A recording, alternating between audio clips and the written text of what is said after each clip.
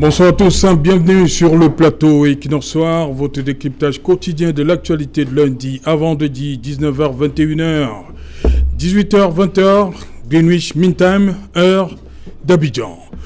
Alors que la planète entière en général et la Côte d'Ivoire en particulier a soif de connaître l'avenir politique de Laurent Koudou-Gbagbo, de retour dans son pays depuis jeudi 17 juin, après s'être rendu le 20 juin à l'office du dimanche au sein de la cathédrale Saint-Paul d'Abidjan, où il avait demandé une messe d'action de grâce, Laurent Koudou-Gbagbo a déposé hier lundi 21 juin au tribunal d'Abidjan une demande de divorce d'avec son épouse depuis 1989, Simone Eyive Gbagbo. Information d'ailleurs confirmée par l'un de ses avocats, Maître Claude Maintenon. Officiellement, c'est en raison du refus réitéré depuis des années de Dame Simone Eyive de consentir à une séparation amiable, précise le communiqué, que Laurent Koudou-Gbagbo s'est résolu à saisir ce jour, c'est-à-dire le 21 juin, le juge des affaires matrimoniales du tribunal de première instance d'Abidjan d'une demande de divorce. Fin de citation. De l'avis de nombre d'observateurs, ce divorce pourrait peser sur l'avenir du parti que Simone Eyive Gbagbo a cofondé avec Laurent Koudou-Gbagbo en 1982. Ils étaient alors en clandestinité. Elle est encore la seconde vice-présidente du FPI GOR. Entendez, Front populaire ivoirien, Gbagbo ou rien. À l'annonce de cette décision, la toile s'est enflammée. Et le capital sympathie de l'ex-première dame n'est pas loin de tomber, madame, monsieur. Tout à l'heure, à 20h, c'est la grande édition d'information présentée par Julien Debert-Bissaï. Quant à moi, je vous retrouve après pour Equinox Soir, deuxième partie. Ce sera le temps du débrief.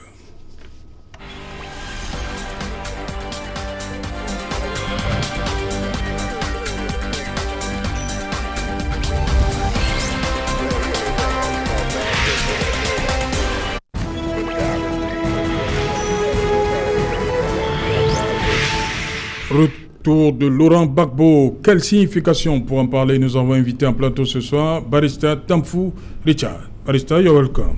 Thank you, Serge Alain. Good evening, and good evening to my co-panelists. Good evening to all those Cameroonians who are watching Equinox Soir. Good evening, special greetings to the national president of the Cameroon Renaissance Movement, who is actually watching this program. And good evening to all those political prisoners who are prisoners of the regime, because after the last presidential elections and other elections, Cameroonians were just arbitrarily arrested and they are presently in the cells and prisons of the Republic. So my sympathy goes to them, and as well as to hundreds of refugees, Anglophone refugees who are victims of the Anglophone crisis and who are living in undeplorable conditions. My sincere greetings to them. Ok. À côté de vous, Dr Davaris Ngoutou, bonsoir. Bonsoir Serge Alain, bonsoir à tous mes companélistes.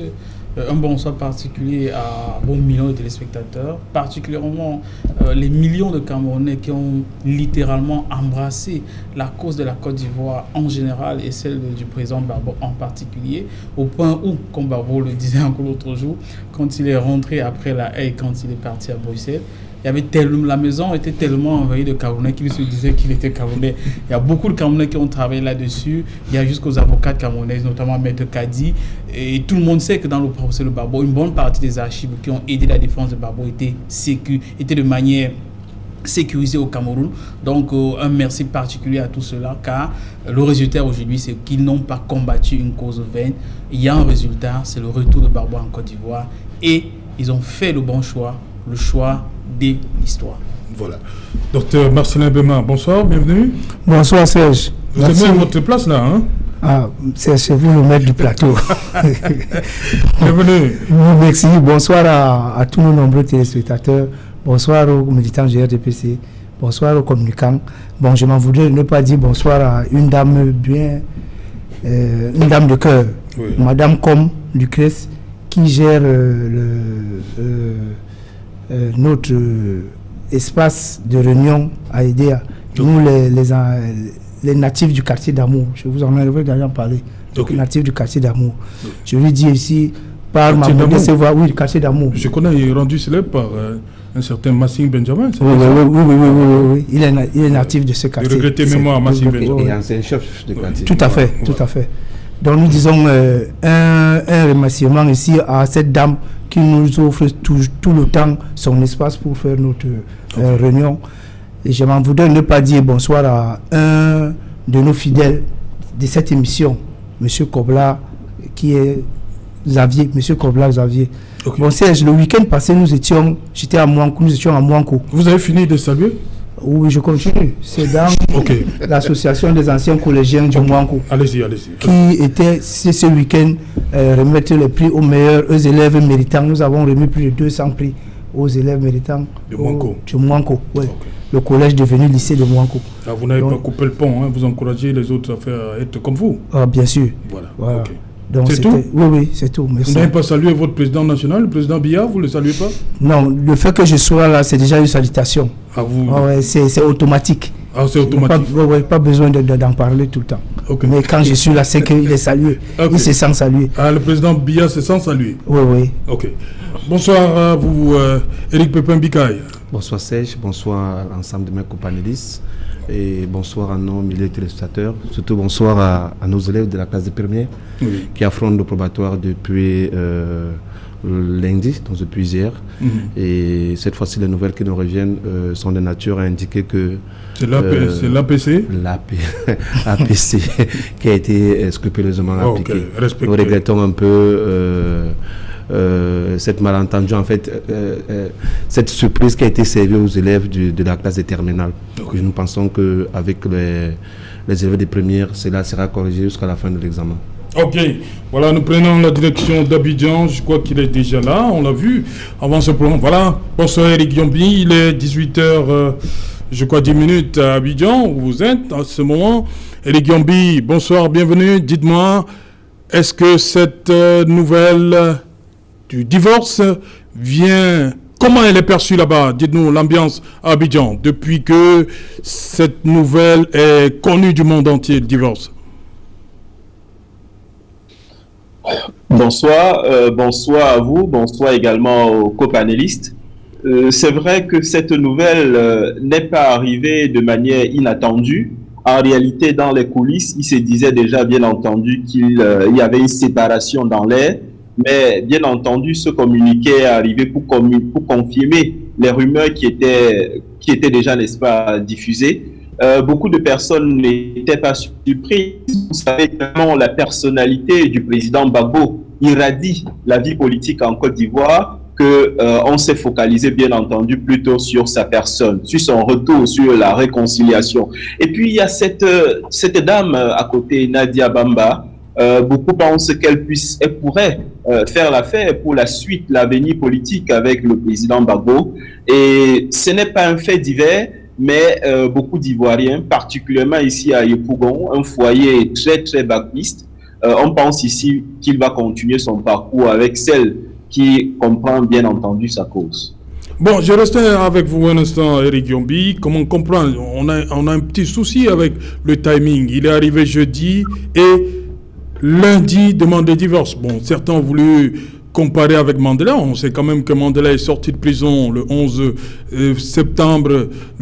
février 1990, mais c'est en 92 qu'il a introduit sa demande de divorce, et le divorce a été prononcé en 1996. Mais là, Gbagbo arrive le 17 et le 21, soit 4 jours après, c'est déjà le divorce. Le président Gbagbo veut faire, entre guillemets, le nettoyage autour de lui aussi rapidement? Ce que vous savez sans doute, c'est que le président Gbagbo ne s'est pas encore exprimé sur grand-chose. Si ce n'était qu'il a dit un mot de remerciement le 17 au soir lorsqu'il est arrivé, pour bien entendu témoigner de l'attention qui lui a été portée.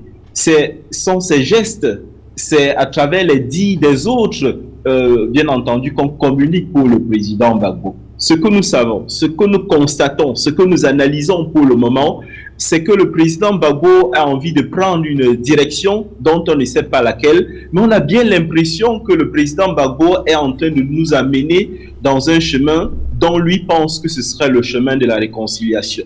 De plus en plus, il est en train de tracer les grandes lignes de l'homme qui sera, à savoir un homme de la réconciliation, un homme qui va prôner la paix. D'ailleurs, je vous rappelle ces mots du prélat qu'il a prononcé. Le prélat a prononcé ces mots dimanche dernier lors de l'homélie. C'était bien entendu, n'est-ce pas, à la cathédrale Saint-Paul du Plateau. Et il a dit ceci, je cite, qu'il veut du président Gbagbo. Le président Gbagbo a décidé d'être un catholique militant. Un catholique militant, qu'est-ce que ça voudrait dire? C'est un catholique qui ne va pas seulement à sa chapelle, à sa paroisse. C'est un catholique, bien entendu, qui milite pour la cause de la paix. Et pour le cas de la Côte d'Ivoire, un catholique qui doit militer pour la réconciliation. Donc, ce que nous voyons du président Gbagbo, les autres parlent pour lui, mais il se dessine de plus en plus le fait qu'il est en train d'arranger, d'améliorer sa communication, d'améliorer son entourage, ou alors de rendre son entourage différent, parce que la figure qu'il souhaite être dans le futur, c'est une figure qui sera foncièrement différente de celle qui fut par le passé, mais une différence qui s'exprime au sens, n'est-ce pas, de la grandeur, au sens de l'entrée dans l'histoire, au sens de faire les autres choses, au sens de faire les choses avec les autres personnes. Alors, s'il a choisi de revenir à la maison catholique, ce n'est pas bien entendu pour rien. Donc, il y a toute une communication qui entoure le président Gbagbo aujourd'hui, et c'est certainement pour annoncer les grands traits d'une autre vie politique, ou alors, si vous voulez, d'une variante politique qui souhaite désormais, n'est-ce pas, entrer d'ici peu. Voilà, merci Eric Yombi, on revient à vous dans un instant. Docteur Davaris Goutou, comment comprendre ce timing-là? 4 jours seulement après être rentré au pays, le président Gbagbo décide, c'est-à-dire il sort où on l'attendait le moins. Très sincèrement, Serge, Alain, je suis un peu gêné de parler de la vie privée du président Gbagbo. D'autant plus que ce soit le continent africain, que ce soit la Côte d'Ivoire, il y a beaucoup, c'est vrai. C'est du privé pour les hommes publics. Voilà. Ça devient un peu public. Voilà, ça devient un public. Oui, c'est un peu gênant. D'abord, la posture de l'homme. Oui. La posture de l'homme, en tant qu'Africain, il est quand même marié depuis un peu plus de 30 ans avec Simone. Il a beaucoup souffert avec Simone. Simone l'a beaucoup soutenu. Il faut peut-être noter qu'ils sont pratiquement cofondateurs du FPI en 82, donc bientôt 40 ans. L'année prochaine, ça fait quand même 40 ans. Ils ont plusieurs enfants ensemble. Ils ont fait la prison sous Houphouët ensemble. 2 filles ensemble. Oui, 2 filles. Ils ont fait la prison sous Houphouët ensemble. Ils ont été libérés ensemble. Ils ont fait la prison sous Ouattara ensemble. Ils ont été arrêtés ensemble. Donc moi je pense que très sincèrement, surtout le timing, on pouvait espérer autre chose. Et pouvait attendre un peu? Un peu plus. Et moi j'étais particulièrement choqué. C'est vrai que ce qu'on a vu à l'aéroport, je me suis dit, parce qu'en fait tout le monde a regardé le timing. Il y aurait d'abord l'avocat de Gbagbo qui aurait signifié à Simone qu'elle n'était pas la bienvenue à l'aéroport. C'est d'abord choquant parce que c'est son époux, même s'il y a des problèmes dans le foyer, ils n'ont pas divorcé. Et les deux, ils ont fait 10 ans sans se voir. 10 ans qui étaient marqués par une tragédie où chacun était en prison de son côté.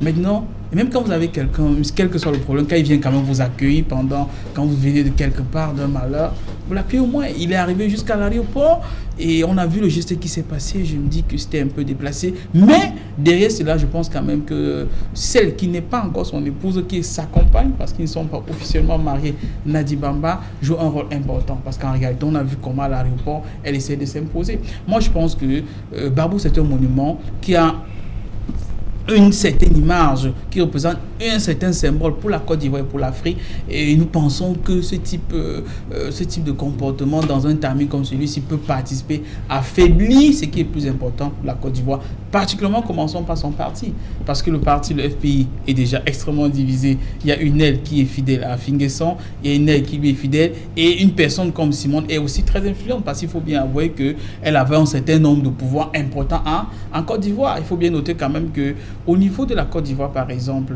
elle a un rôle important. C'est vrai qu'en fait, ça rentre peut-être un peu dans ce que notre ami Eric nous disait tout à l'heure. C'est un symbole aussi que le président Gbagbo, dès qu'il rentre directement à l'église catholique. Car pendant un certain nombre d'années, il était plus du côté des églises évangéliques qui sont très chères à l'ex-première dame Simone Gbagbo. Et pour cela, c'est vrai que certains prophètes évangéliques faisaient beaucoup de prédictions entre guillemets, qui ne se réalisait pas, mais à côté, elle avait quand même une influence importante. Parce que nous notons quand même que le chef d'état-major Philippe Mangou, qui, moi je le considère toujours comme... Le général Mangou. Le général Mangou, qui est un traître, c'est quand même le cousin de Simon. Et il avait été fort. Les termes, je vous en prie. Oui, enlevez le mot traître. Oui. Mais quand vous trahissez une cause, vous devenez un traître. Mettez le mot qui vous sied. Et quand même le cousin de Simon, et qui avait fortement recommandé Philippe Mangou. Or, avec ce type de prédiction, je pense qu'à un moment, quand le président Gbagbo a vu que les prophètes, entre guillemets, prédit ceci, cela, sous l'influence de mon épouse, il ne s'est pas réalisé. Maintenant, quand il rentre en Côte d'Ivoire, il rentre directement à l'église. Mais à côté, quand même, parce que dans le communiqué du cabinet d'avocats, il est dit quand même qu'il y a eu des tentatives de séparation à l'amiable. Or, dans le contexte, même du point de vue légal, étant marié avec un acte monogamique. Non, le communiqué dit que, en raison du refus réitéré depuis des années de dames Simone et Yvain de consentir à une séparation à l'amiable. Amiable. Oui, exact. Ça veut dire que en réalité, ils disent que c'est depuis des années qu'ils travaillent dessus. À se séparer, c'est vrai. Mais quand Simone elle a quand même 72 ans. Lui-même, il a quel âge? 76 ans. Alors, est-ce que nous pensons que c'est à 72 ans en Afrique? C'est rare. Hein? C'est très très rare de voir des gens qui divorcent quand même à 76 ans. Qui divorcent quand même à 72 ans. Je veux dire, même pour le symbole, je pense qu'on pouvait faire autre chose. Est-ce que dans le contexte en Côte d'Ivoire, la polygamie pouvait être une solution, qu'il continue à être appuyé? Il n'est pas avec Nadi Bamba aujourd'hui, il est avec Nadi Bamba depuis les années 2000, ça fait quand même un peu plus de 20 ans. Est-ce que Simone, là, un jour interdit de rencontrer ou de vivre sa vie avec Nadi Bamba? Je doute. Donc moi, je pense que on pourrait faire beaucoup d'autres choses par cela, surtout dans le contexte. Nous sommes dans un contexte où le président arrive à l'aéroport. Premièrement, avant son arrivée, les autorités à Abidjan veulent qu'il y ait un comité plutôt restreint, 4 à 5 personnes maximum. Mais les autorités mettent quand même un peu d'eau dans leur vin, peut-être avec les débats que vous faites à la télé, avec des conseillers. On dit, ok, ils peuvent arriver en Côte d'Ivoire, tout est organisé pour eux. Mais quand le président arrive à Abidjan, il y a des coups de feu, il y a les lacrymogènes, il y a quand même 2 morts, il y a de nombreux blessés, il y a au moins 40 arrestations. Jusqu'autour de l'aéroport, au Fort Boigny, il y a des coups de feu qui sont entendus. Dans un contexte comme celui-là, on est dans un contexte où il y a quand même une certaine tension dans l'air. Est-ce que ce n'était pas peut-être mieux pour le président Gbagbo de laisser que la tension baisse un peu? Comme vous le dites, ce n'est que 4 jours après. De laisser, est-ce que la priorité c'était à tout prix cela? Moi, je me dis que ça risquerait d'avoir un impact négatif sur le parti et peut-être même sur l'avenir. Pourquoi? Parce que Simone, elle est toujours deuxième vice-présidente, comme on l'avait souligné, du FPI. Et c'est une dame de fer et beaucoup de personnes... FPI Go. Oui, FPI Go, donc Gbagbo ou rien. Ça veut dire c'était les personnes les plus... que dirigeait Abdourahmane Sangaré. Justement. Qui est décédé en 2018. Exact. Qui était l'ami fidèle de Gbagbo. Ouais. Lui, c'était Gbagbo ou rien. Ça veut dire que c'était des personnes, pour elle, Simone, elle est des personnes qui pensaient que Gbagbo ou rien. Et je pense que ce n'est pas la meilleure manière de remercier une personne, même si ce n'était pas votre épouse qui a fait tout cet effort. Voilà, docteur Marcelin Bema, sur le timing, est-ce que ça va impacter sur la suite des événements? En fait, pour la suite des événements, comme il y aura événements, je pense que ça me reconforte dans la position où on dit que ça a été de longues négociations, oui. des choses qui se sont passées de façon sous-jacente, oui. Bon, qui envoie Gbagbo. Maintenant, Gbagbo peut en train de mettre son plan en exécution. Vous savez, voilà, ça peut faire... on dit quand même que 4 jours après son retour, est-ce que ça ne pouvait pas attendre? Est-ce que 4 jours, c'est pas trop? Il a son planning, il a son timing. Donc il est en train de respecter son timing. Moi, je pense que c'est pour cela qu'il va assez vite. Parce que ça ressemble un peu à Nelson Mandela. Oui. Voilà. Mais Nelson a attendu 2 ans au moins. Oui, mais lui, il a attendu 2 ans. Peut-être lui n'a pas beaucoup de temps à attendre. C'est pour cela qu'il va très vite comme ça. Là. Parce qu'en fait, rien n'explique cela. Rien n'explique cela. Nous sommes en Afrique. Et les gens de 72 ans ne divorcent pas. Non. Ah bon? Oh, non, il a même 76. Oui, il a 76 voilà. ans. Ça ne divorce pas chez Simon nous. Simon a 72 ans. Par rapport à nous, nous sommes tous de culture africaine. Et Nadi Bamba a 47 ans. Elle n'est pas aussi jeune. Mais elle vit cette relation avec Gbagbo depuis.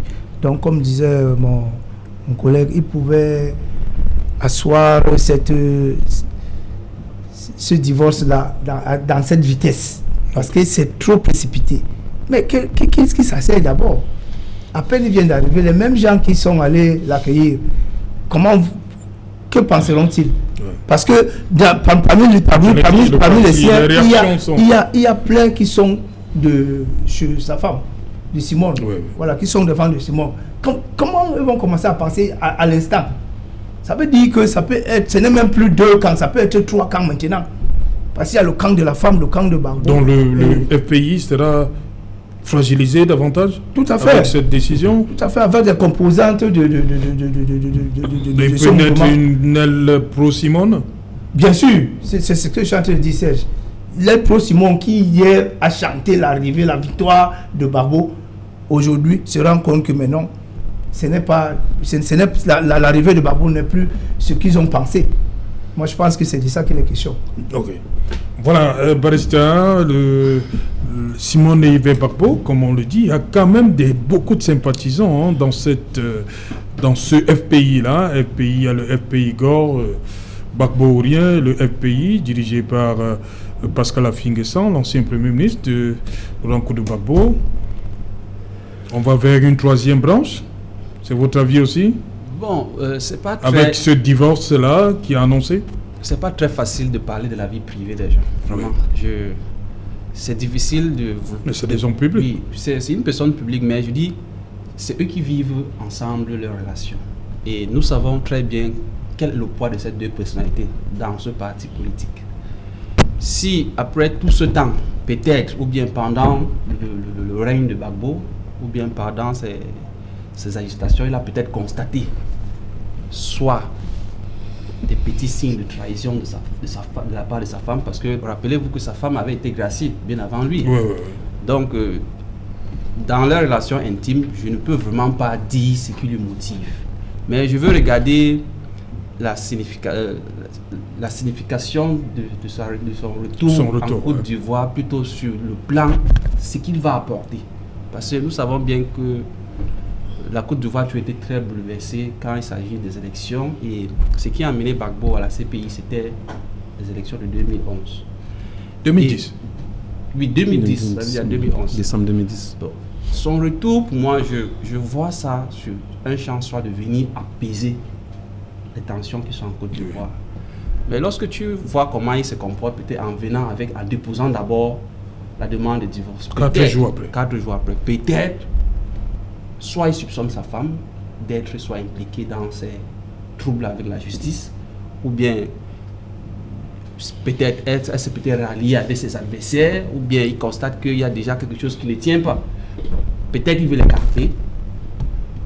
Ça peut aussi être que c'est l'influence de la deuxième qui est en cours.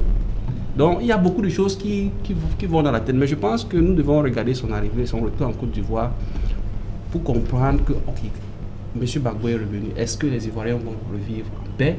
Est-ce qu'il pourra rapporter la paix? Parce que ceux qui ont été des victimes pendant son régime sont aussi en train de penser que vraiment justice n'a pas été rendue. Comment est-ce qu'il va ménager ces différentes consciences? Parce qu'il y a d'autres qui n'ont pas oublié tout ce qui s'est passé. Donc, il faudrait... Moi, je veux regarder, je suis déjà en train de vouloir suivre comment est-ce que son retour va apporter à la population. Et quand tu essaies de regarder, rien n'est vraiment, tout est encore flou. Okay. Donc, je pense qu'on doit vraiment l'observer et essayer de suivre ses gestes. Je ne pense pas que s'il décide aujourd'hui de pouvoir se séparer de sa femme, sûrement il a une cause très très importante. Et vous voyez, il a embrassé l'Église catholique. Voilà. Peut-être il est en train de se repentir ou bien je ne sais pas trop quoi. Bon, il faut seulement qu'on essaye d'être vivant. Éric Pépin Bikaï, il a dit, dimanche, Laurent Gbagbo rentre à l'Église catholique romaine. Lundi, il dépose le demande de divorce. Comment comprendre cet enchaînement d'événements? En réalité, ces événements sont de nature un peu à s'interroger sur l'avenir politique réel du président Laurent Gbagbo. Je suis tout à fait d'accord de l'atmosphère qui règne sur ce plateau parce que pour la plupart sont pro Gbagbo. Et lorsqu'il s'agit de parler de son idole, parfois c'est pas si évident que ça. Donc, on est obligé de convoquer l'espace public ou bien l'espace privé. Mais il faut quand même dire que moi ça me gêne un peu. Déjà ce retour, il est teinté d'un élément que la plupart des Africains n'ont pas relevé. Je ne comprends pas pourquoi Gbagbo est allé en prison avec son ministre. Ils ont fait tout ce temps ensemble parce que Légoudé a été transféré à La Haye en 2014, arrêté en 2013. Oui. Et Gbagbo lui a été transféré en 2011, si je ne me trompe pas. Oui, en 2011. Donc, respectivement, 10 et 8 ans de détention. Ils ont été disculpés, alors acquittés ensemble. Ben. Et maintenant, dans les négociations, les tractations, Gbagbo lui soit à rentrer en héros, Légoudé soit resté à Bruxelles en zéro. Moi, ça me gêne un peu, ça me cause un peu un problème. Parce que quoi? Il y a eu des négociations. Jusqu'à date, le dernier gouvernement de Gbagbo, Blé Goudé y était ministre en charge de la jeunesse. Donc il était en prison avec l'un des membres de son gouvernement. Donc il aurait été plus plausible pour Gbagbo soit d'acheminer d'abord Blé Goudé vers sa terre natale, soit de rentrer dans sa valise avec Blé Goudé, puisque ces deux ont été transférés au tribunal pénal international et ils ont été acquittés ensemble. Ça n'a pas été fait. Gbagbo est rentré seul, voulant être le seul héros dans cette histoire de justice internationale. Non, attends, vous allez évoquer le problème de passeport, mais j'ai dit... Oui, mais est-ce que c'est négligeable? Ça peut ne pas être négligeable. Ça peut ne pas être négligeable. Il n'a pas encore de passeport. Le problème, c'est que... Il demande à la CPI de l'aider à avoir un passeport. Charles Blé Goudé. Sur ce plateau, vous avez convoqué à plusieurs reprises Nelson Mandela. Oui. Les gens s'étonnent pourquoi... En fait, les gens n'ont pas demandé pourquoi Nelson Mandela était le dernier à sortir de la prison le 11 février 1990. Oui. Mais parce que dans la négociation, il avait exigé que ses compagnons incarcérés sortent avant. Ils sont les Walter Sisulu, par exemple. Walter Sisulu, ils sont sortis longtemps avant. Quand il s'est assuré que ses compagnons étaient sortis, il est sorti de prison en héros. En fait, donc vous dites que ça aurait pu être un package, le président Laurent Koudou. Dans les négociations, je vais demander à ce que son ministre de Charles Blé Goudé obtienne préalablement son passeport avant le sien. Parce que Blé Goudé, non seulement c'est son ministre, c'est son fils. En fait, moi je considère Blé Goudé comme étant son héritier politique. Bon, ok. Si on saute ça, parce qu'en réalité, je comprends ce que ça peut donner dans la tête des trucs, mais je crois quand même que Gbagbo devait être dans cette lignée-là. Rentrer en Côte d'Ivoire avec son ministre Blé Goudé. Ou bien envoyer Blé Goudé en éclaireur. Voilà, pour préparer le terrain. Oui. Bon, maintenant, Blé Goudé risque de rentrer en Côte d'Ivoire incognito. C'est-à-dire, on va lui remettre son passeport dans un couloir diplomatique et puis il va rentrer, quel qu'en soit le cas. J'ai confiance à son charisme, c'est quelqu'un qui a un aura très fort. Donc ça ne sera certainement pas incognito. Maintenant, lorsque Gbagbo arrive, on a comme l'impression qu'il est venu divorcer. On a comme l'impression qu'il est rentré en Côte d'Ivoire pour divorcer. C'est vrai, il y a les préalables. Qu'il avait émis ce vœu-là de pouvoir se séparer de son épouse Simone Gbagbo. Mais il serait également, malhonnête de ne pas dire le rôle qu'a joué Simone pour la gestion du pouvoir de Gbagbo en Côte d'Ivoire depuis 2002. Après le coup d'État manqué, Simone est l'une des rares politiciennes à avoir démantelé l'accord de Marcoussis, avoir refusé officiellement son implémentation sur le territoire ivoirien. N'oubliez pas que Gbagbo, lorsqu'il quitte Paris, il vient en Côte d'Ivoire dans l'esprit de pouvoir appliquer l'accord de Marcoussis. C'est Simone qui lui dit, tiens, il ne sera pas appliqué. Et ça s'est enchaîné avec d'autres accords, Lomé-Accra. Donc, remercier cette dame de cette manière-là, moi je trouve que c'est pas gentleman. Comme on a coutume de dire au quartier, on a comme l'impression que le président Gbagbo veut nous gâter le marché. Parce que ça montre un peu les signes d'un homme qui n'est pas loyal. À 72 ans, tout le monde est d'accord. À 76 ans, tout le monde est d'accord sur le plateau qu'on ne divorce pas à cette âge-là. Et on ne divorce pas avec ce type de femme qui a un tel parcours. Les choix, ils ont été faits de manière collégiale. Ils ont fait la prison ensemble. Ils ont cofondé le FPI en 82. Ils ont fait la prison sous Fouette. Ils ont fait la prison sous Ouattara. Donc, ils assument leur parcours politique. Et tout à l'heure, vous avez évoqué le fait que Gbagbo soit allé à l'église pour montrer maintenant qu'il était catholique. Mais il était catholique avant. Il ne faut pas l'oublier, il n'était pas évangéliste. Il était catholique avant. Et il y a un pasteur Koné qui avait tu connais certainement le pasteur Koné, qui avait reçu à aller convaincre le couple à devenir des évangélistes. Et accessoirement, ça se disait à Abidjan, ils ont rejoint la branche de l'église évangéliste de Condoleezza Rice, à l'époque qui était secrétaire d'État. C'était un peu ça le lobby qui gérait le pouvoir à Abidjan. C'est-à-dire une bonne dose d'idéologie patriotique, mais également un courant évangéliste assez fort, où, quel qu'en soit le cas, madame Simone Éveillé Gbagbo pouvait militer, parce qu'en réalité, la foi dans la maison, elle est d'abord féminine, avant d'être transmise au reste des membres de la famille. Donc, je trouve ce timing choisi par le président Gbagbo qui manque un peu de méthodologie. Et vous avez vu la réaction sur la toile. Il y a par exemple une Camerounaise qui a fait un post dessus que j'ai dit, lui avait attention. C'est très violent, mais c'est teinté aussi de beaucoup de vérité par rapport à la situation actuelle qui prévaut au sein du couple Gbagbo. Voilà. Oui, rapidement, on va suivre Eric Yombi. Très rapidement, par rapport à Marcoussis, une des personnes qui conseille Barbo, c'est un Camerounais. Il est à Yaoundé, il n'est pas là à Itouzi. Puis en réalité, à Marcoussi, Barbo était séquestré en réalité. Ouais. Il ne rentrait pas vivant. Il ne signait pas. Quand il prend son téléphone, il appelle le prince de Vormeka, il lui dit accepte d'abord.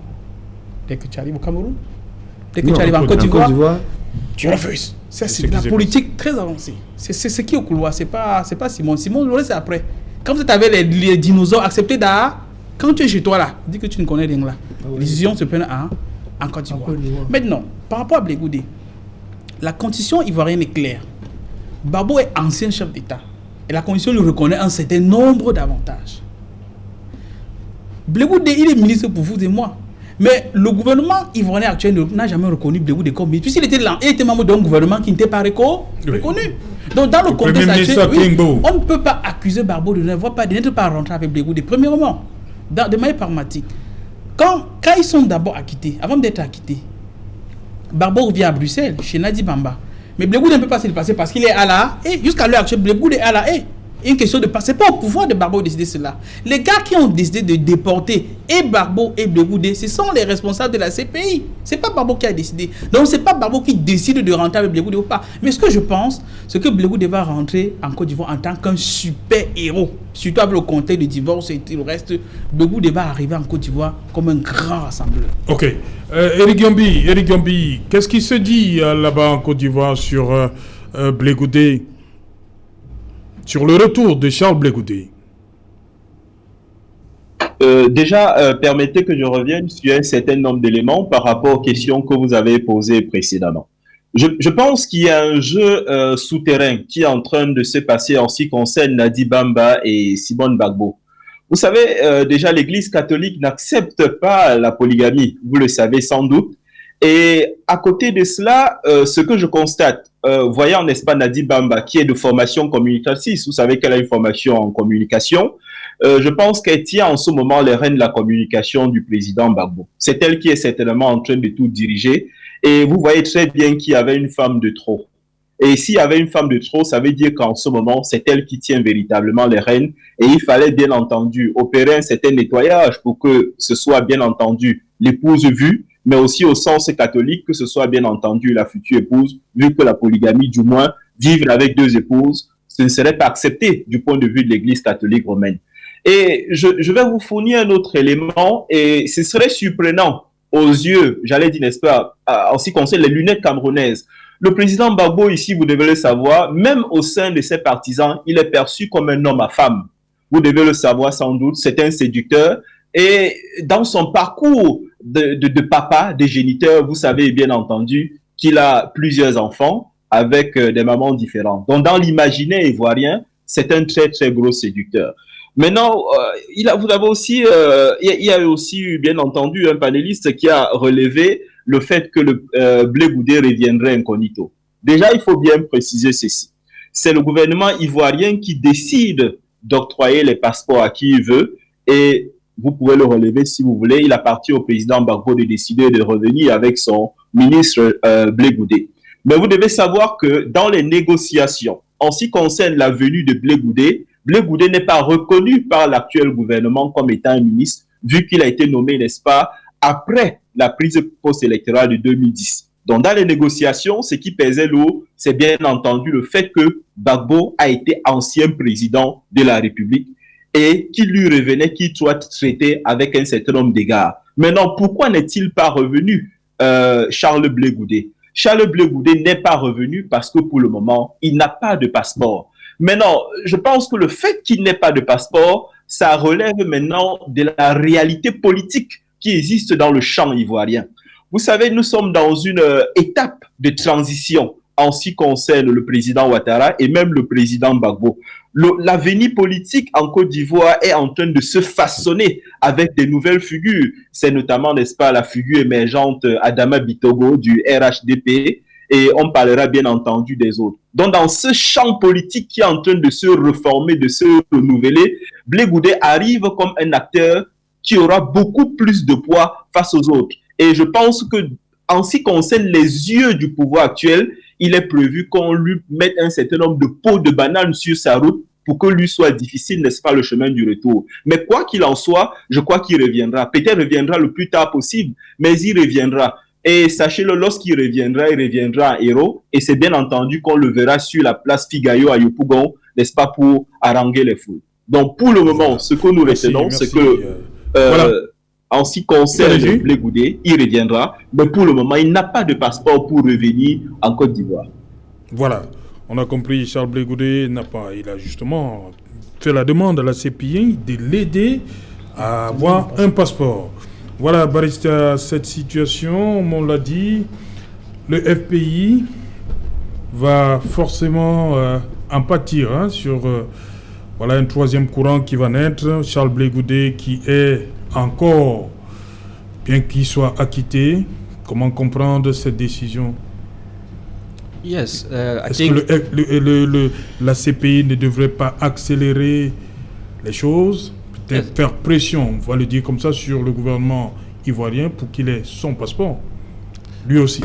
I think Eric Yumbik has just made mention of the fact that to issue passport is the sovereign, the Ivory Coast is the sovereign authority or the sovereign body to issue a passport. And without repeating myself, to tell you that Blé Goudé was not a minister in the government, in the present government. They don't consider him, they don't give him that status that Gbagbo is benefiting today, because what has really accelerated procedure with respect to Gbagbo is his title of being former head of state. So I think maybe the application that he has made for his passport to be issued, definitely it will be issued, because I don't see why after they have acquitted you and you are now a free citizen, you can move freely, and your country will deny you a passport. I think we just have to continue pushing the authorities of Ivory Coast, these lawyers who are following up the application, so that they should understand that Blé Goudé is now a free man. He has been acquitted of charges of crimes against humanity and war crimes, and that if he's a free man, it is a right for him to have a passport. So it's not the International Criminal Court that will put pressure on the Ivorian authority. No, his partisans or people, his lawyers who are behind the file should be able to put the necessary pressure to the Ivorian authority so that his passport should be issued. I don't see any reason why they should withhold his passport. He should benefit from his freedom of movement as he wants, because he has not been sentenced. So restricting his movement will be infringing on his right, and I don't think that it will be a good image, even in the line of reconciling Ivorians, because we also know that he's highly hurt in Ivory Coast. So if he's back home, he's going to maybe accelerate maybe the reconciliation process. And we know that the politics in Ivory Coast is always very fragile, and people always take it very to extreme ends. So they should not continue to deteriorate the situation by keeping him out of Ivory Coast. Justement, c'est ce qu'on veut comprendre. Vous êtes un homme de droit. Il a été acquitté définitivement le 31 mars 2021. Et pourquoi c'est comme s'il était encore condamné, Charles Blé Goudé? That is why we say the Ivorian authority have to be reminded, because it's not the International Criminal Court that will issue him a passport.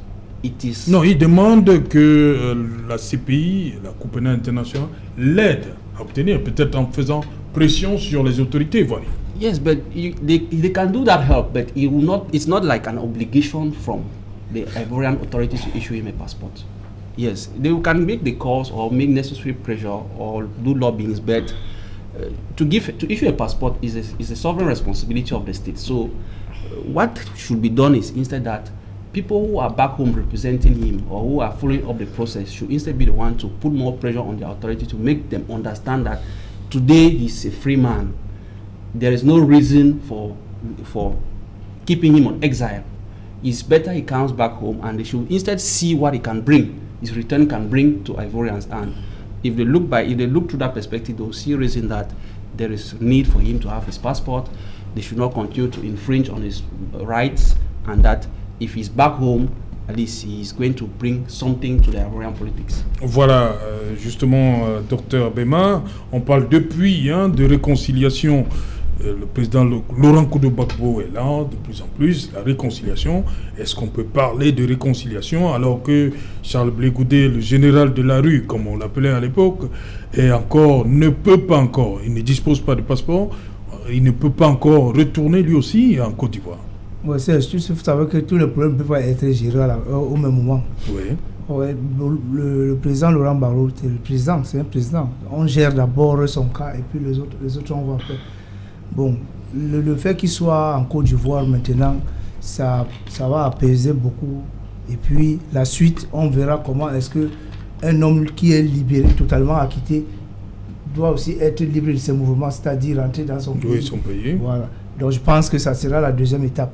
Mais pour le moment, l'arrivée du président Laurent Gbagbo amorce la réconciliation de tout le peuple ivoirien avec la volonté du président Ouattara qui l'a accepté aussi, malgré la pression, parce qu'il y a aussi la pression derrière. Mais il pourrait aussi ne pas accepter, il pourrait aussi durcir. Bon, ça fait que les deux camps, depuis l'arrivée du président Laurent Gbagbo, je crois que les deux camps sont contents. Parce que le camp de Gbagbo pense que c'est une victoire. Après 10 ans de prison, il a été acquitté, donc c'est une victoire. Et il pense que la suite, c'est maintenant voir comment faire la vengeance. Parce que quand vous voyez l'effervescence sur la rue, on sent que les gens sont contents et ils attendent maintenant la suite, qu'il y aura d'autres choses. Bon, pour les pro-Ouattara, nous voyons que les gens ils disent que c'est la grandeur de l'esprit qui a fait à ce que le président Ouattara puisse arriver à dire que bon, il accepte l'arrivée du président Gbagbo sans inquiétude. Mais il y a aussi une troisième phase qui est que on peut penser que ce n'est que des pressions qui ont permis au gouvernement actuel d'accepter cela. Comme ça s'est passé en Afrique du Sud avec Nelson Mandela. Voilà. Éric Pépin Bikaï, comment comprendre quand même, je l'ai dit, le 31 mars, acquittement définitif, Gbagbo et Charles Blé Goudé. Le 7 avril 2021, Conseil des ministres, à l'issue de ce conseil, le président Ouattara dit qu'ils sont libres de rentrer en Côte d'Ivoire. Mais là, ça coince. Il y a un qui n'a pas de passeport. Comment comprendre ça? Présentement, Ouattara tient les rênes du pouvoir et l'objectif, ce n'est pas de faciliter, d'offrir un tapis rouge à ses adversaires. Oui. Pourquoi Charles Blé Goudé est, entre guillemets, encore dangereux pour le pouvoir actuel? Charles Blé Goudé, qu'on le veuille ou non, incarne la vérité politique de la Côte d'Ivoire. Et c'est quelqu'un qui jouit d'une intelligence, d'une sagesse et d'un aura qui traverse les frontières ivoiriennes. Donc, quels qu'en soient les cas... Pourquoi le président Gbagbo est hors jeu? Non, Gbagbo, vous avez vu comment Gbagbo est arrivé. Il est assez fatigué, il faut le dire réellement. Moi, dans mon schéma politique, je vois plutôt Gbagbo comme étant un faiseur de roi. C'est-à-dire, il va se reposer, il va faire ses deuils, ses multiples deuils. Il aura le temps de se reposer et maintenant il va essayer de voir sous l'échiquier politique ivoirien comment faire pour placer ses pions. En réalité, il s'agit de ça. Parce que hier, d'autres sont sacrifiés pour lui. Il est grand temps aussi, au soir de sa retraite, de se sacrifier également pour les autres. Donc, je disais que c'est M. Ouattara, c'est le président Ouattara qui tient les rênes de la Côte d'Ivoire et il ne peut pas dérouler le tapis rouge à ses adversaires. Sa méthodologie est choisie. Forcément, les compagnons sont d'accord qu'il a tenu compte du fait que Gbagbo est un ancien président et en l'acquittant à la CPI, on a justement réhabilité son statut d'ancien président. Il était important pour le président actuel de la Côte d'Ivoire de pouvoir faire respecter cela. Maintenant, votre question semble indiquer le contexte qui prévaut actuellement en Côte d'Ivoire. Ouattara a également choisi le timing de retour de son adversaire, de son principal adversaire politique. C'est-à-dire après l'élection présidentielle, après l'élection des députés.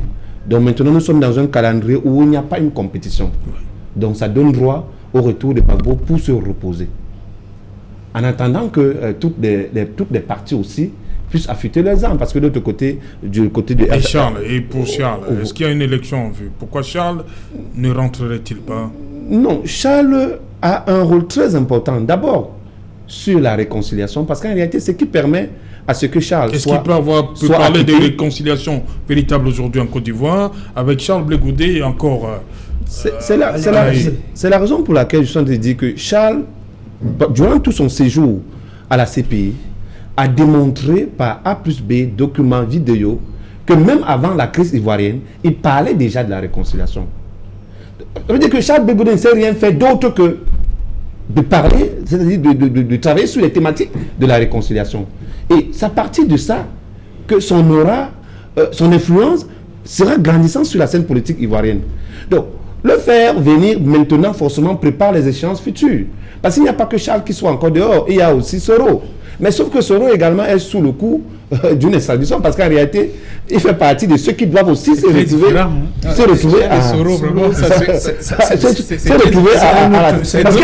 En réalité, pour qu'il y ait justice, il faut le dire, il faudrait que M. Guillaume Soro passe aussi sur... comment vous appelez ça, Barista? Au tribunal, c'est-à-dire quand tu t'assois sur la chaise du juge, comment ça s'appelle? Le box des accusés. Voilà, qui passe aussi devant le box des accusés et qui justifie son rôle dans la crise ivoirienne depuis 2002 jusqu'à son... c'est notre débat. Non, en fait, ce sont des éléments qui peuvent nous permettre d'arriver à la réconciliation. Parce qu'aujourd'hui à Abidjan, il y a une bonne partie de ceux qui s'estiment être victimes qui sont en train de manifester contre le retour de Gbagbo. Mais maintenant, ceux qui ont été spoliés, disons ça, c'est-à-dire le camp de Gbagbo qui a perdu, eux, ils sont en train d'être contents parce que leur euro est revenu. Donc, il y a ce vide qui existe. Et ce vide, tout le monde connaît comment on peut faire pour arriver à construire un schéma normal. Il faudrait que l'autre côté se retrouve également à la CPI avec ses preuves. Argument contre argument pour démontrer qu'ils ont joué un rôle autre que celui de pouvoir faire tuer les Ivoiriens. Donc, vivement que Blé Goudé rentre, et nous souhaitons qu'il rentre le plus tôt pour qu'il puisse se coller à cette actualité de réconciliation. Il ne viendra pas après réconcilier les Ivoiriens, pourtant on a besoin de lui maintenant. Ok. Voilà, Eric Yombi, revenons un peu sur l'épisode FPI Gore. On sait que pendant que le président Gbagbo était à La Haye, il y a Abdourahmane Sangaré qui était un inconditionnel, qui pilotait ce mouvement, cette branche, Gbagbo ou rien. Lorsqu'il décède en 2018, le président Gbagbo s'oppose ouvertement à ce que Simone Gbagbo prenne les rênes du FPI. Comment comprendre cette situation-là? Il y avait déjà de la tension dans l'air pendant que le président Gbagbo était à la CPI entre lui et son épouse. Pourquoi il s'est opposé à ce que Simone Gbagbo prenne les rênes du FPI Gore après le décès d'Abdourahmane Sangaré? Alors, il s'est dit ici à Abidjan que la situation de divorce qui est aujourd'hui portée au tribunal, c'est une situation qui date déjà de plus de 10 ans. Alors, bien entendu, ça veut dire que de manière opérationnelle, il ne souhaitait plus, n'est-ce pas, confier un certain nombre d'éléments politiques à celle qu'on peut appeler aujourd'hui, n'est-ce pas, son ex-épouse. Il se tournait déjà, n'est-ce pas, vers un avenir qui s'imaginait On a des petits soucis de son, le temps de permettre à Eric Yombi de bien se caler.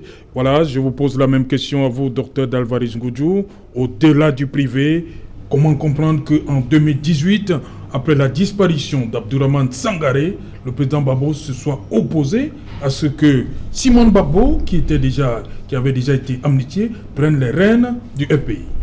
Je pense, en fait, ça démontre juste qu'il y avait déjà une certaine tension dans l'air. Oui. Et je pense que la tension n'a pas seulement commencé en ce moment-là. D'autant quand même que Simone, c'est une dame de fer. Hein? C'est une dame de fer. Elle n'est pas qu'épouse du président. C'est une dame qui était dans la clandestinité. Une personne qui a fait la clandestinité, c'est une personne qui est coriace. Une personne qui a fait la clandestinité, une personne qui était dans le bunker avec Gbagbo quand on l'arrête, une personne qu'on a humiliée, une personne qui a fait la prison quand Gbagbo est à ses pays. Elle est à Korogo Nord. Ça veut dire c'est une femme qui a le caractère. Et comme les gens le disent, en réalité, si Simone, à mon avis, si Simone n'était pas ferme, si elle n'était pas là, je pense que Afingessa aurait tout contrôlé le parti. Parce qu'Afingessa était vraiment ferme là-dessus. Et il y avait des gens qui le soutenaient. Mais comme la figure de Simone était là, et avec l'ami de Gbagbo, M. Sangaré, il y avait certaines autres personnes qui avaient peur. Mais moi, je pense que... Parce que même quand il fallait diriger le pouvoir, notons quand même qu'à un certain moment, Gbagbo a toujours voulu soulever le drapeau blanc. Face au camp Ouattara, c'est Simone qui lui disait non, non. Et pour cela, Simon avait pris des mesures. Le chef d'état-major, le général Mangou, c'est son cousin. Le chef de la garde républicaine, qui est toujours en prison, le général Dorboblé, c'est son frère. Ça veut dire, elle prend les mesures, elle positionne ces gars, elle dit, vous allez jusqu'au bout. En d'autres, cela, quand vous écoutez même, quand elle s'exprime, les gars qui ont même resté jusqu'au fond, même au niveau de la garde présidentielle, même au niveau de la gestion même du matériel militaire, de l'arsenal de la garde présidentielle, c'était directement lié à elle. C'est-à-dire, elle était parmi les durs des durs. Et je pense qu'à un certain moment, et Barbeau, tout le monde sait que Barbeau, c'est un homme. Nous-mêmes, on l'a reproché à un certain moment, que Barbeau, lui, il est trop diplomatique, il est trop doux. Et qu'à un moment, il fallait même qu'il attaque l'hôtel Le Golf. Alors que Simon, elle était de la branche forte. Moi, je pense que cette forte personnalité, à un moment, peut-être fait peur à un certain nombre de personnes. Et parce qu'il faut bien comprendre que pendant la réconciliation, pendant les élections, qui était la directrice de communication ou de campagne du président Barbeau? C'était Nadi Bamba.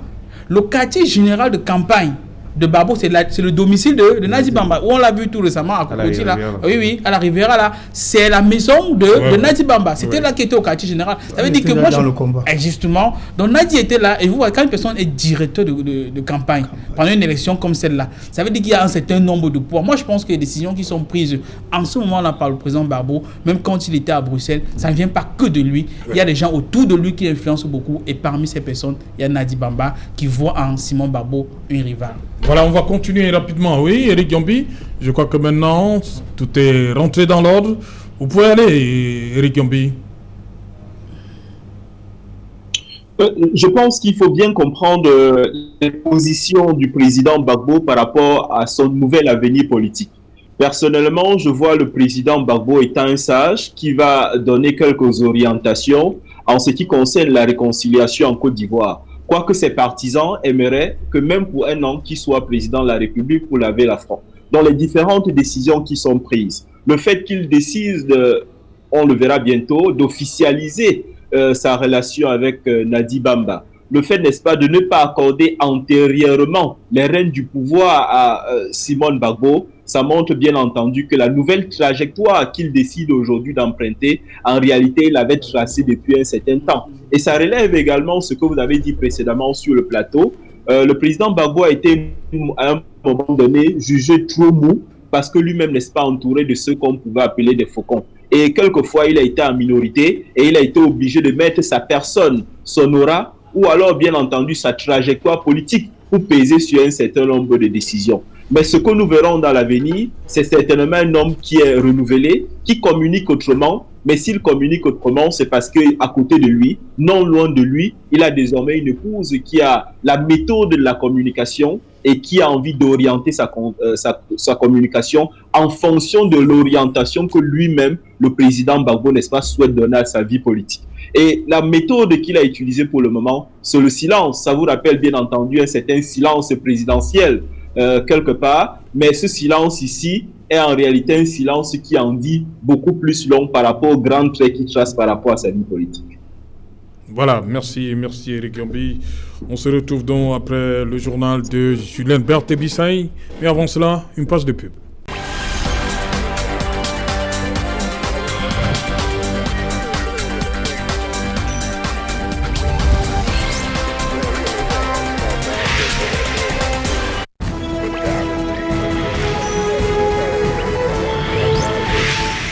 De retour sur le plateau Equinox Soir, c'est la deuxième partie, le temps du débrief Equinox Soir, émission d'utilité publique, toujours en compagnie de Barista Tamfou Richard, Eric Pépin Bikaï, Dr Marcelin Beman du ADPC, Eric Pépin Bikaï, enseignant, Barista Tamfou du MRC, et le géostratège sur ce plateau ce soir, Dr Dalvaris Ngoudjou. Docteur, comment vous accueillez cette initiative?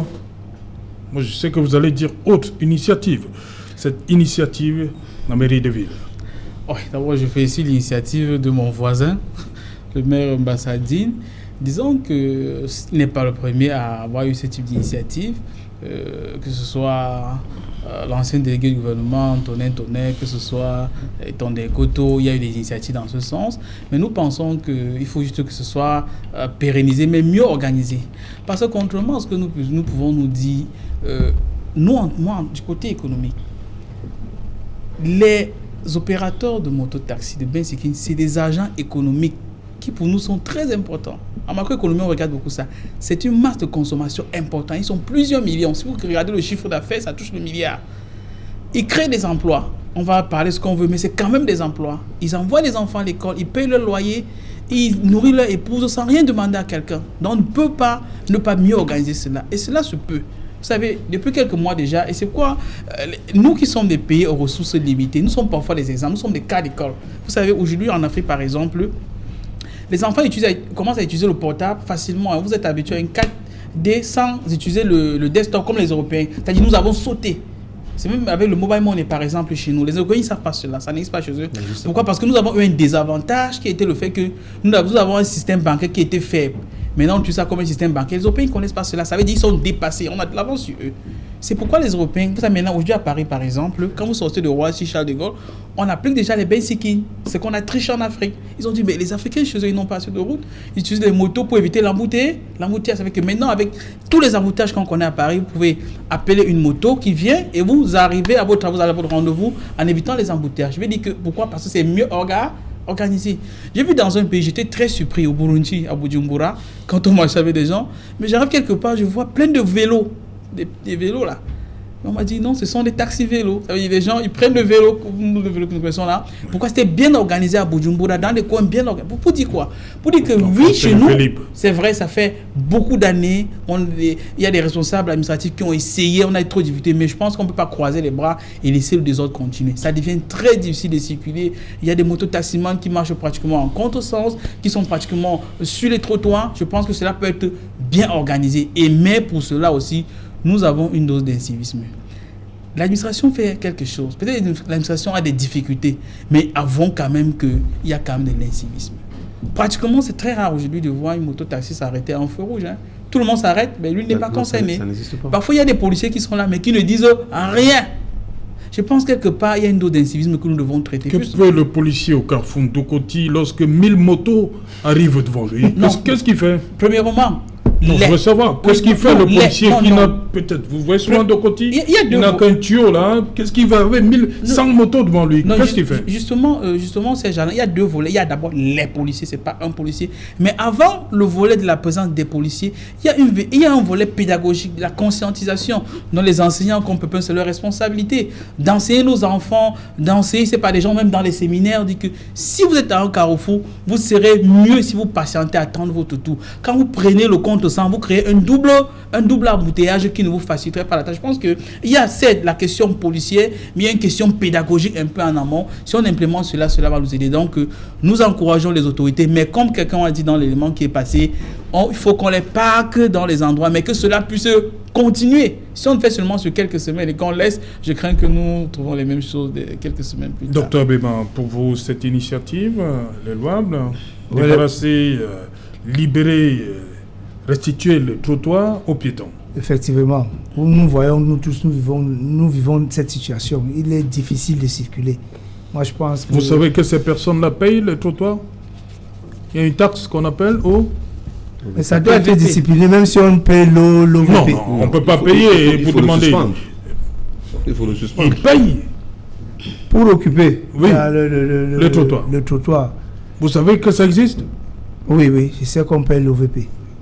Mais je pense que maintenant, si le grand-mère... Oui, comme il a décidé là, on va payer. Cette taxe-là va disparaître.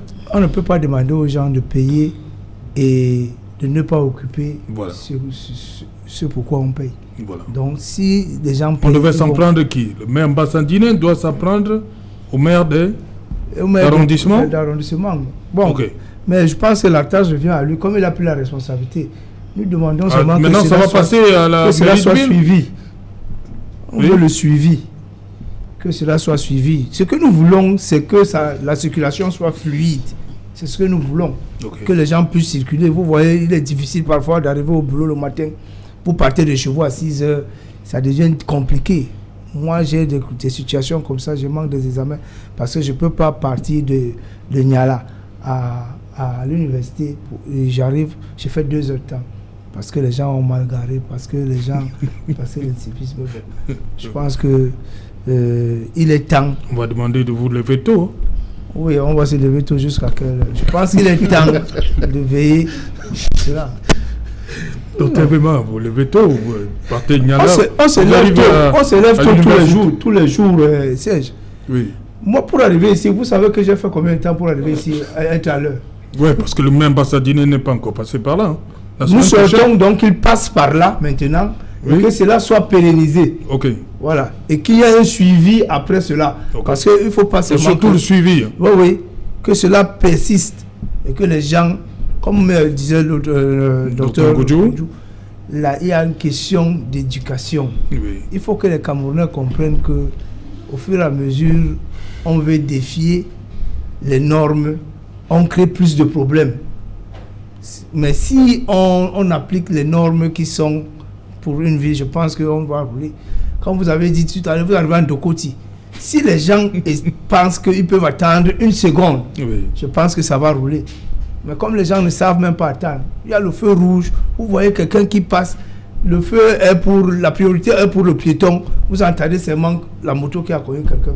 Parce qu'elle n'a pas pu attendre que le piéton passe et que le feu devienne vert pour lui pour qu'il passe. C'est de ça qu'il est question. Voilà. Il y a une question de rééducation. Vraiment, il y a un problème de masse dans notre société. Il faudrait que ça se soit fait individuellement d'abord. Que les gens n'attendent pas que c'est le maire qui vienne. Que les gens sachent que ce que nous posons comme acte, ce n'est pas bon. Voilà l'acte qu'on doit poser pour qu'on ne nuise à personne d'autre. Voilà, Barrister Tamfou, cette situation, c'est quand même... parce que parfois, pour vous arriver à l'émission, vous accusez, parce que vous devez faire le tour là, il n'y a pas moins de... Oui, votre véhicule. L'action est saluée, mais on doit s'interroger pourquoi est-ce qu'on arrive là. Ça, ce sont des gens qui, pour expliquer, pour dire qu'ils sont en chômage. Tout le monde veut faire quelque chose. Qui est en chômage? Je dis tous ces gens qui occupent le territoire. Quand vous allez à Kuala, vous voyez ces petits commerces, les gens, chacun essaye de s'installer comme il peut. Et quand on a une administration qui parfois accompagne ça, parce que aujourd'hui, on est fiers de dire qu'on les a chassés. Mais revenez là dans une semaine, il n'y aura pas de suivi et ils vont toujours se réinstaller. Cette même administration va toujours venir là prélever les taxes. Donc, on dit que c'est bien beau. Occupation temporaire de la voie publique. L'acte qui a été posé, elle est bonne. Mais est-ce que les autres n'ont pas posé cet acte? Les autres l'ont posé. Et il faut aussi s'interroger sur le taux de chômage. Ça veut dire qu'il y a... Non, les autres, ce n'est pas le même ambassadeur. Hein. Chacun a sa touche. Hein. Oui, chacun a sa touche. Voilà. Non, il faut pas parce que les autres n'ont pas réussi qu'il ne réussira pas.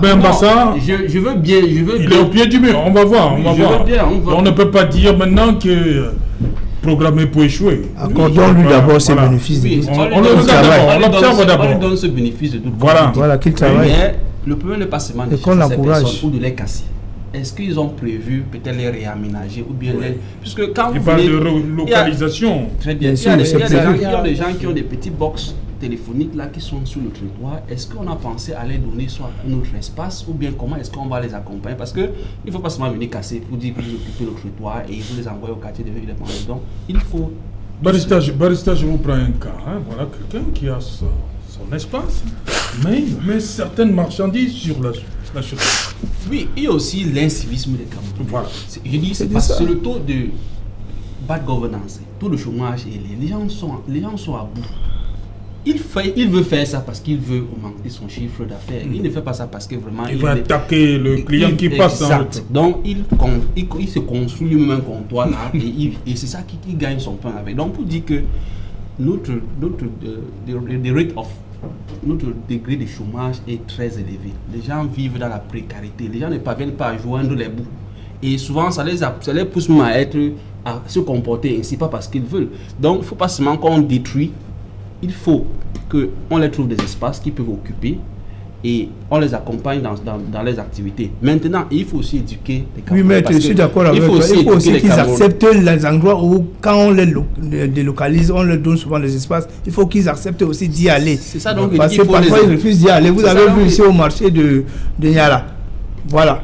On leur a demandé d'entrer dans le marché. Oui. C'est ça, donc il faut les éduquer, il faut les amener à comprendre. Et ce n'est pas en utilisant la force ou bien en un seul jour, parce que lorsqu'on va faire ça, ils vont revenir, parce que même après l'administration aussi va dormir. Donc ça veut dire que c'est les deux camps. Il ne faut pas qu'on se laisse emballer pour dire qu'on les a chassés et que ça va. Il faut qu'il y ait le suivi pour qu'ils ne puissent plus revenir sur cette trottoir. Éric Pépin-Bika, vous qui êtes un habitué de l'axe Ndok-Passy, donc ça va circuler là-bas sans problème maintenant? Sera libre? L'espace marchand qui est dédié sera enfin occupé? Plutôt de l'axe Sunyala. L'axe de Ndok-Passy, j'estime que c'est un axe très dangereux. Très dangereux. Voilà, très dangereux. Mais pourquoi il est là parce qu'il a engorgé et comme disait Maître tout à l'heure, on a un peu la culture du marketing sauvage, c'est-à-dire qu'il faut venir avec le produit devant le passant on et de lui agresse le présenter. passant, ouais. Voilà, il faut agresser le passant et à la limite même casser le prix pour que le passant soit obligé de consommer. Il faut qu'on ait cette culture d'hierarchisation en termes d'organisation spatiale. La ville de Douala s'apparente un peu à un grand bazar. C'est-à-dire, c'est une ville marché. Et c'est pas très loin de le qualifier de ville poubelle parce que là où il y a les marchés, il y a toujours les poubelles. Le long de la voirie urbaine, vous allez vous rendre compte que les carnivaux sont toujours bouchés. Et il y a un matériau autant pour moi, qui bouche les carnivaux, ce sont les plastiques. Et les plastiques sont générés par l'ensemble des activités qui sont développées tout le long des trottoirs. Donc il y a ce problème d'incivisme. Et cette culture a toujours développé le business à proximité de la route. On va nettoyer l'axe Ndok-Passy là. Il faut nettoyer, il faut libérer, il faut rendre la ville belle. C'est à partir de ce qu'on appelle le concept de rénovation. Parce que le concept de restructuration de la ville, ça coûte un peu plus cher. Pour les villes tropicales comme les nôtres, on n'a pas les moyens de recasser et de recommencer. À défaut de ça, on peut s'appesantir sur un concept. On va nettoyer Ndok-Passy, on va nettoyer Ndokoti, c'est ça? Non, la priorité, c'est pas de nettoyer Ndok-Passy, Ndokoti. La priorité, c'est de rendre la ville belle et fluide. Il va du statut économique de la ville. Douala, c'est une ville économique. Et on paie énormément de l'argent à l'intérieur des embouteillages. Ce sont des vieilles études qui ont été menées dessus. Je ne peux pas revenir ici. Mais il y a également un problème d'ordre. Il y a au moins de 2 mois, le préfet a pris un arrêté demandant aux gros porteurs de ne plus entrer dans la ville de 7h jusqu'à 21h. On est dans une ville qui est extrêmement petite. Tu prends par exemple l'axe de Niala le matin. Les gros porteurs n'entrent pas. Tu vois les enfants sur la moto, ils vont à l'école. Les gros porteurs, ils se bagarrent pour trouver la voie. Les personnels sont sur la même chaussée. À un moment, on peut se poser la question, il est 7h30. Qui a la priorité d'occuper la route à cette heure-là? Ce sont des questions qui sont posées par les citoyens au quotidien. Maintenant, le problème d'embouteillage, parfois, ils ont évoqué tout à l'heure l'incivisme. Vous voyez, par exemple, quelqu'un, il a garé là, il boit la bière, il y a embouteillage. C'est sa voiture qui bloque la circulation. Qui obstrue la route. Il ne bouge pas. Il voit comment ses concitoyens sont en train de se bagarrer. Parfois, à être accidenté, il boit la bière. Son véhicule est là. Donc, quand vous trouvez ce type de comportement dans une ville comme Douala, vous voulez que le maire Bassane ne fasse quoi? Qu'il aille prendre une autorisation au niveau du Parlement avant d'implémenter sa vision de la ville? Non. Il faut qu'on commence quand même pour qu'on puisse avoir les résultats demain ou après-demain. On reçoit les invités l'année prochaine en termes de Cannes. On attend des entrées d'argent. On ne peut pas avoir des entrées d'argent dans une poubelle, dans un désordre.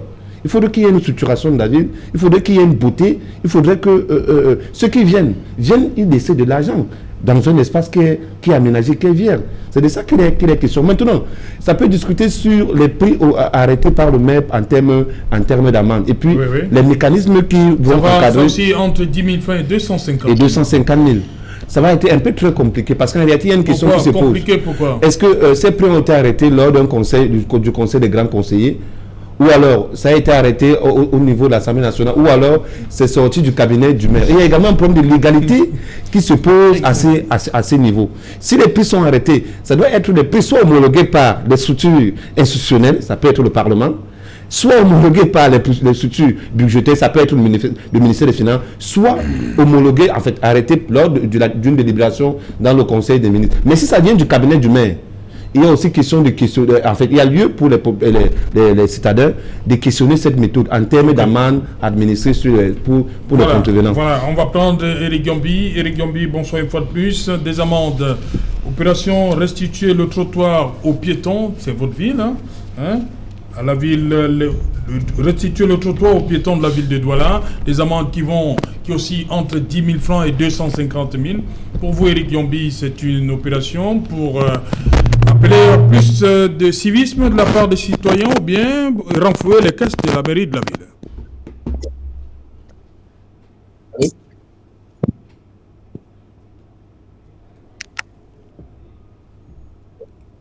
Éric Gambi.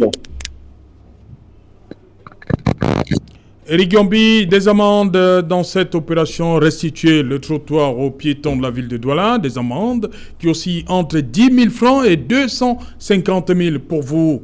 Une opération qui vise à pousser les concitoyens, ceux qui habitent la ville de Douala, à plus de civisme, ou bien c'est tout simplement pour renflouer les caisses de la mairie de la ville? Je pense qu'il y a une volonté de la part de la mairie de la ville d'assurer une meilleure image de Douala avant cette élection de la CAN. Mais la vérité des faits, c'est que la ville de Douala, qui se veut une très grande ville africaine, est extrêmement en retard. Douala est en retard au niveau des infrastructures, Douala est en retard au niveau de l'organisation de la circulation. Alors, lorsque vous vous retrouvez dans une ville comme Ouagadougou, pour le bitume, vous avez un espace qui est prévu pour les motos, parce que la plupart beaucoup d'usagers, en tout cas à Ouagadougou, ils ont une moto, mais ils ont un espace dédié à eux. Et de même que lorsque vous êtes à Lomé, vous allez voir que c'est une ville très bien organisée, où vous n'avez pas le droit, vous, de rouler à moto sans votre casque. Vous n'avez même pas le droit de rouler sans un superviseur. Douala est énormément en retard en ce qui concerne l'organisation de la circulation. En fin de compte, nous avons la ville que nous méritons, où on fait pipi, où on peut déverser ses instruments partout où on veut. Or, ailleurs, lorsque vous avez, vous partez par exemple une Independence Avenue à Accra, vous voyez comment c'est tellement beau, comment les gens sont bien, j'ai envie d'utiliser un mot les gens sont suffisamment. Il est quasiment impossible de voir sur la Independence Avenue à Accra où ce soit un morceau de papier à côté de l'International Theatre. C'est impossible du tout. Donc moi, je pense que la mairie de la ville doit être dans une opération de répression, c'est bon, mais il doit avoir aussi une opération civique pour éduquer les populations. Surtout, l'État doit faire ça parce que l'État est énormément en retard en ce qui concerne l'organisation de la ville, notamment la circulation dans la ville de Douala. Voilà, on va terminer avec le FPI. On restait d'abord avec vous, Eric Yombi. On l'a dit, à l'entame de l'émission, le FPI a été... Bon, ce qui a donné lieu au FPI, c'était un mouvement dans la clandestinité qui a été créé. D'abord, en 1982, ils étaient 5, les pères fondateurs, Émile Bogadoudou, Pascal Dago Kokora, et Abdourahmane Sangaré et le couple Gbagbo. Ils étaient 5, voilà, dont les 5 pères fondateurs. Aujourd'hui, avec Abdourahmane Sangaré n'est plus de ce monde, il est décédé en 2018. Donc, aujourd'hui, avec ce qui pourrait arriver avec le divorce du couple Laurent et Simone, est-ce que on va assister à l'éclatement, l'émiettement du FPI? Non, le FPI ne mourra pas. Le FPI est suffisamment bien structuré et a de l'aura. Il y a 2 noms qui sont évoqués pour la relève en ce qui concerne le président Bako. C'est déjà son fils Michel, qui est député pour la circonscription de Yopougon. Et on pense que pour les prochaines élections municipales, c'est la même maire ici à Yopougon, un des chefs du FPI. L'autre nom qui est avancé, bien entendu, c'est Blé Goudé, qui n'appartient pas au FPI, mais qui appartient à un parti qu'on appelle le Parti Leader. Donc voilà les 2 principales figures qu'on voit comme celles qui pourraient, n'est-ce pas, prendre le relais à la suite de C'est vrai, il y a eu quelques turbulences avec notamment l'affaire Film Descend, mais je pense que la seule présence du président Gbagbo sur le sol ivoirien, la seule présence de celui-ci a déjà dû régler, n'est-ce pas, un certain nombre de problèmes. Maintenant, il reste le timing, il reste le passage officiel du flambeau, mais le FPI est bien parti pour vivre encore longtemps. Et surtout qu'il y a de la ressource. Lorsque vous discutez ici avec les partisans, les militants du FPI, ils sont plus que jamais requinqués. Ils voient en lui, n'est-ce pas, le leader susceptible de prendre l'espace du flambeau, parce qu'il se pose en Côte d'Ivoire non seulement une question de réconciliation avec les vie politique, mais une question de modèle. Beaucoup aujourd'hui ne se reconnaissent pas dans le modèle Ouattara, qui est un modèle très capitaliste, avec une concentration de la ressource sur un certain nombre de personnes. A contrario, n'est-ce pas, d'un système jadis de Laurent Gbagbo où l'argent était assez bien réparti, beaucoup de gens, y compris les démunis, pouvaient prétendre à quelque chose. Donc le FPI est bien structuré, de telle sorte qu'il pourrait suivre le président Gbagbo. Voilà, merci Eric Yombi. Un autre Eric Pépin-Bikaï, qu'est-ce qu'on retient donc? Qu'est-ce que, pour vous, en un mot, qu'est-ce que ça signifie ce retour? Le tour de Laurent Koudou. En fait, le chantier le plus imminent présentement en Côte d'Ivoire, c'est celui de la réconciliation. Et au-delà de cette réconciliation, il y a un autre problème qui est sous-jacent à l'arrivée de... revenir Gbagbo voilà. Pour que les Ivoiriens soient réconciliés, une fois de plus. Il y a un autre problème qui est sous-jacent à l'arrivée de Gbagbo, c'est celui de l'autochtonie. En fait, on appelait ça à l'époque d'ivoirité.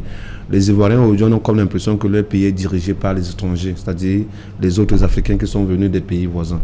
Et c'est un élément marqueur qui urge que les autorités ivoiriennes actuelles essayent de le solutionner. Bon, maintenant, malheureusement, cette arrivée de Gbagbo que tout le monde a salué est entachée des questions de divorce. On l'a dit sur ce plateau, il est très difficile de parler des questions intimes qui concernent un couple. Mais quel qu'en soit le cas, la marche est difficile entre la vie privée et la vie publique pour des hommes publics. Donc, si c'était la maladie de Gbagbo, effectivement, ça aurait également fait l'objet d'un débat. Malheureusement, c'est le divorce. Il est naturel que ça fasse l'objet des débats sans que les uns et les autres estiment que c'est la vie privée, on ne connaît pas ce qu'il y a à l'intérieur du couple. Ils sont des personnages publics, ils sont des personnages qui ont marqué les 30 dernières années de l'histoire de la Côte d'Ivoire et de l'Afrique francophone.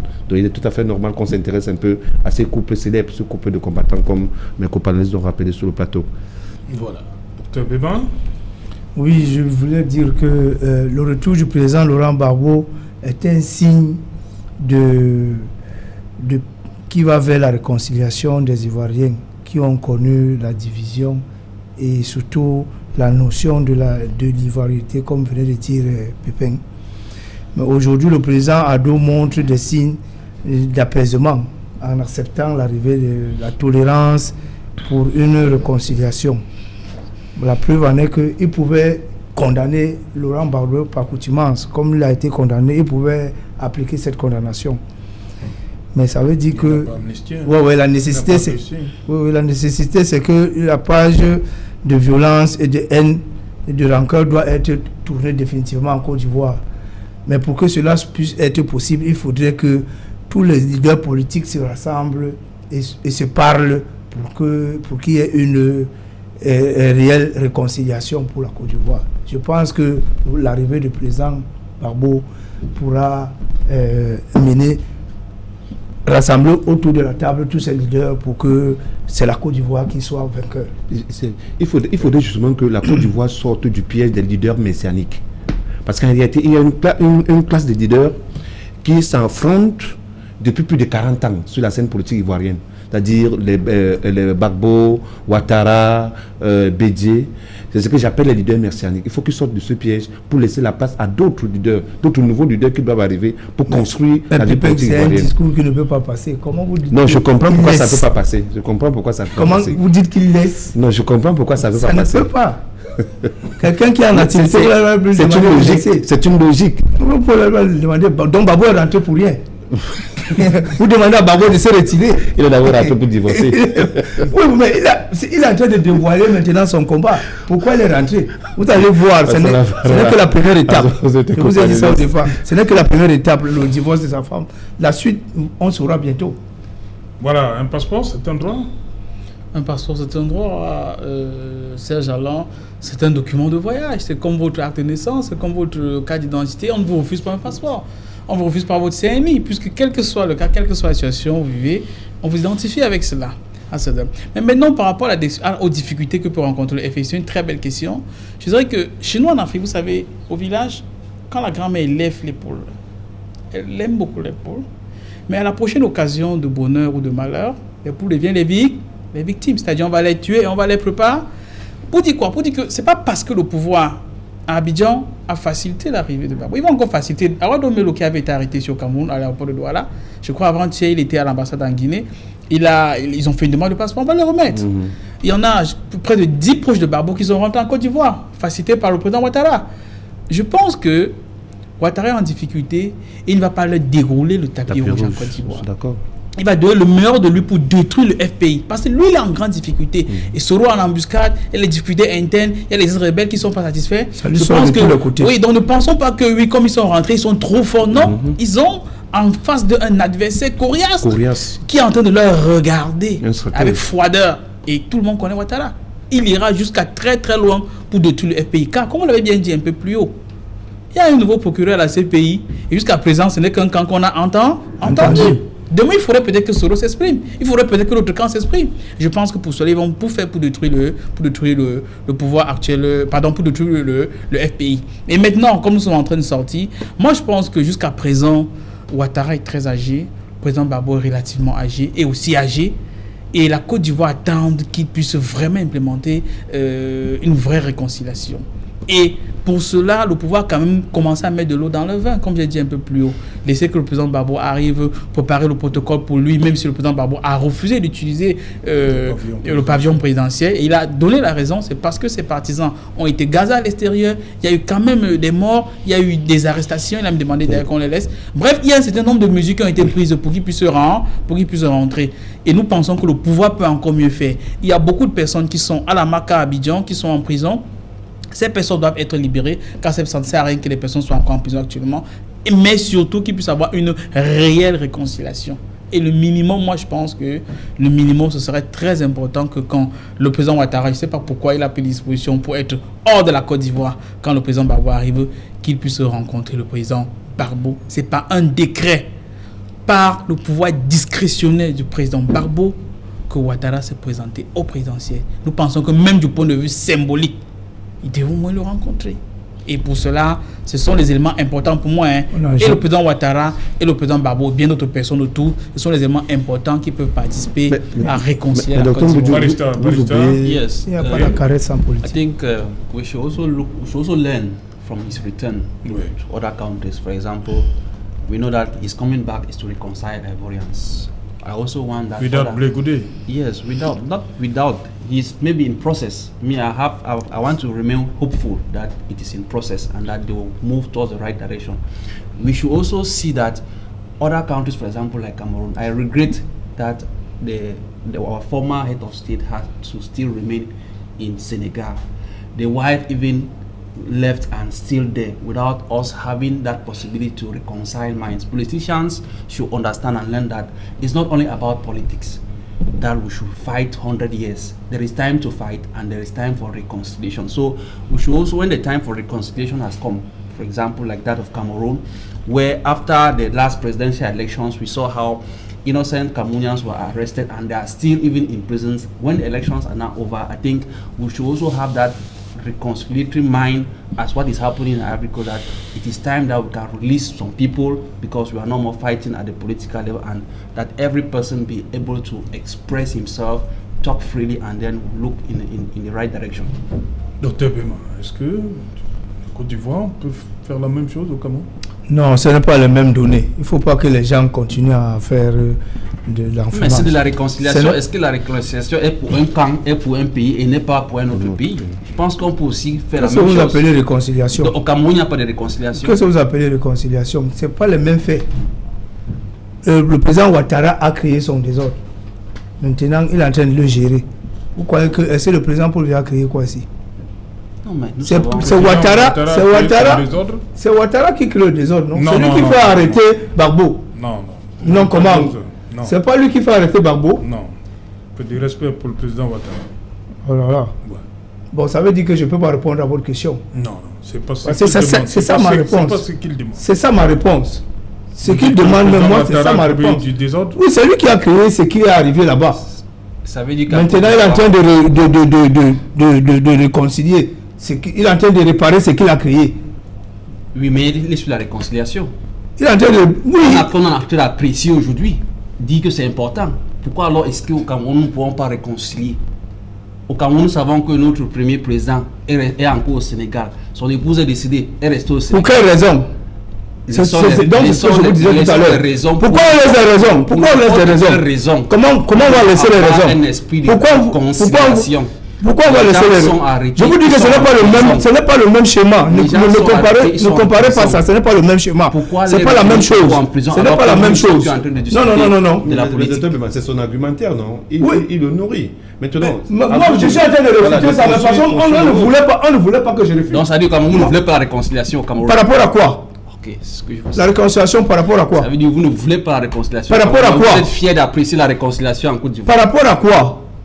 Mais quand dites-nous vous les dites raisons par de la rapport- réconciliation. On réconcilie quoi? Vous êtes sans ignorant qu'il y a des gens qui sont arrêtés après les élections présidentielles. de Les gens qui sont arrêtés. qui sont encore en prison actuellement. Ils sont arrêtés pour quelle raison? Les élections sont finies. Je Ils pense sont arrêtés qu'il est pour l'heure quelle raison? de revenir à la Mais si, réconciliation. comme vous le dites, si les En élections sont finies, libérant- si les élections sont finies, il n'y a plus rien sur les élections. Bon, libérer, Alors, on ne sait plus. Non, on ne les a jamais arrêtés pour les élections. Vous savez pourquoi ils sont arrêtés? Ah, pourquoi? Voilà, ils doivent justifier. Ils sont arrêtés pourquoi? Pardon? Vous arrêtez les gens chez eux. Donc vous ne savez pas pourquoi vous êtes les gens arrêtés. chez eux. Vous arrêtez Vous ne quelqu'un savez chez pas lui. pourquoi on vous a arrêté. Vous arrêtez quelqu'un chez lui. Mais vous étiez chez vous, non? Pourquoi on vous a pas arrêté, vous? Je ne Pourquoi parle vous pas n'êtes de pas mon cas, arrêté? Je ne parle pas de Non, mon cas. il s'agit de Il y a tes des camarades. gens qui ont Il s'agit de été tes chez camarades. eux. Il s'agit On de les vos a- camarades. Moi, je Pourquoi veux- vous n'êtes pas arrêté? Moi, ce que je veux vous faire comprendre, Il s'agit c'est de que vos vous êtes en train camarades. d'apprécier la réconciliation en Côte d'Ivoire. Et aussi cet esprit d'apprécier la réconciliation au Cameroun. Si c'est possible à Côte d'Ivoire, c'est aussi possible au Cameroun.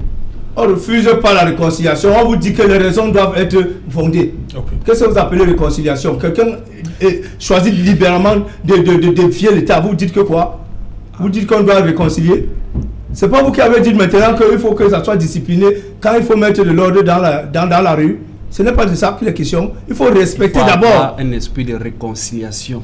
C'est ce que Qu'est-ce vous que êtes en vous train appelez d'apprécier. Vous êtes en train d'apprécier cela en Côte d'Ivoire. C'est Il faut aussi une façon d'apprécier. apprécier cela au Cameroun.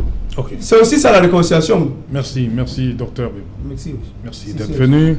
Merci à vous, Eric Pépin Bécaye. C'est moi qui vous remercie, Serge. Merci, Barista. Thank you, Serge Alain. Merci, Yes, docteur. oui. Merci à vous également, Eric Yombi, depuis Yopougon, je suppose, hein, à Abidjan. Madame, Messieurs, nous sommes arrivés au terme de ce numéro et qui nous on se retrouve demain pour un autre numéro, bien évidemment. Bonsoir, Simbok.